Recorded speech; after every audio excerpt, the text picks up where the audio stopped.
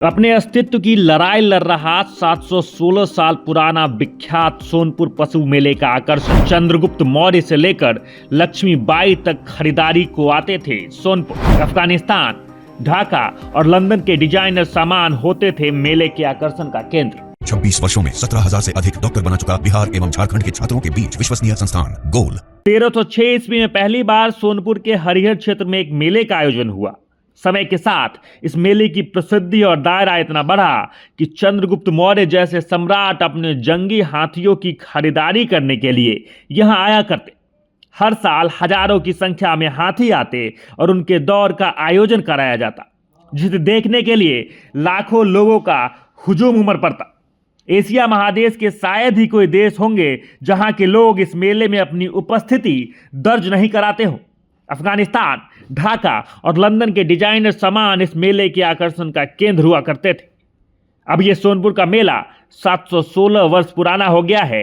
इतिहास के जानकार, अस्थायी निवासी और Bihar state x services league Sonpur chapter के प्रेसिडेंट 70 वर्षीय एसपी सिंह बताते हैं कि पुराने समय में मेले में सुई से लेकर दैनिक उपयोग की सभी वस्तुएं मिलती थी।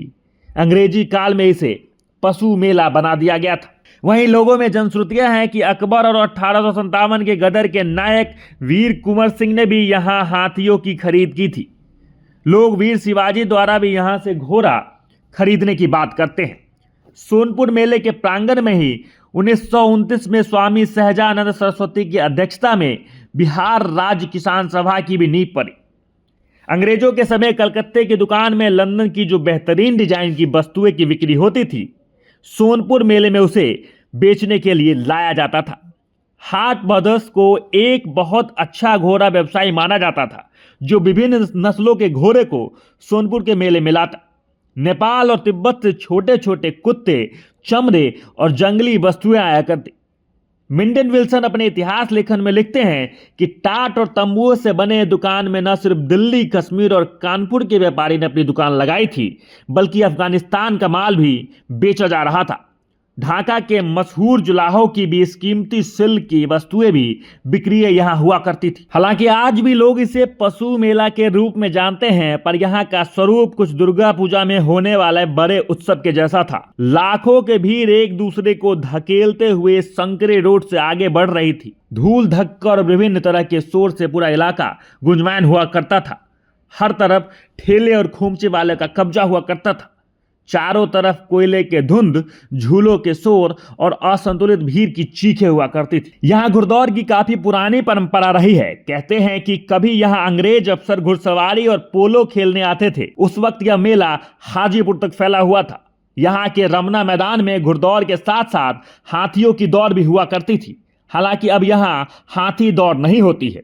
1958 में प्रकाशित मुजफ्फरपुर गैजेटियर के अनुसार अंग्रेज ऑफिसर लॉर्ड क्लाइव ने सन 1803 में यहां एक बड़े से अस्तबल का निर्माण कराया था। वहीं नेपाल रेजिडेंट के रूप में तैनात नॉक्स नामक अंग्रेज अफसर को उसका कैप्टन बनाया गया था। हाजीपुर में एक रेस कोर्स का निर्माण भी कराया गया था। वहीं सन 1837 में गंडक में आई बाढ़ के दौरान वह रेस कोर्स बह गया था। उसके बाद उसे सोनपुर में शिफ्ट कर दिया गया। कभी हाथी, घोड़ा, ऊंट, गाय, भैंस, बैल व अन्य पशु पक्षी इस मेले की शान समझे जाते थे। जमकर इनकी खरीद बिक्री होती थी। वहीं पंजाब, हरियाणा, असम आदि राज्यों से दुधारू पशु मेले में खरीद बिक्री के लिए आते थे। लेकिन करीब 2 दशक पूर्व दूसरे राज्यों से पशुओं के आने पर रोक के बाद यहां अब दूसरे राज्यों से गाय, भैंस नहीं आते हैं। हाथियों की खरीद बिक्री के रोक के बाद अब यहां हाथियों का आना भी न के बराबर हो गया है। सोनपुर मेला में घोड़ा, कुत्ता, खरगोश आदि को छोड़कर अन्य पशु पक्षियों की बिक्री अब बंद हो चुकी है। गाय बाजार में अब ऑटोमोबाइल कंपनियां ट्रैक्टर, बाइक, स्कूटी आदि की प्रदर्शनी लगाती है। अंग्रेजी बाजार अब घोड़ा बाजार बन गया है।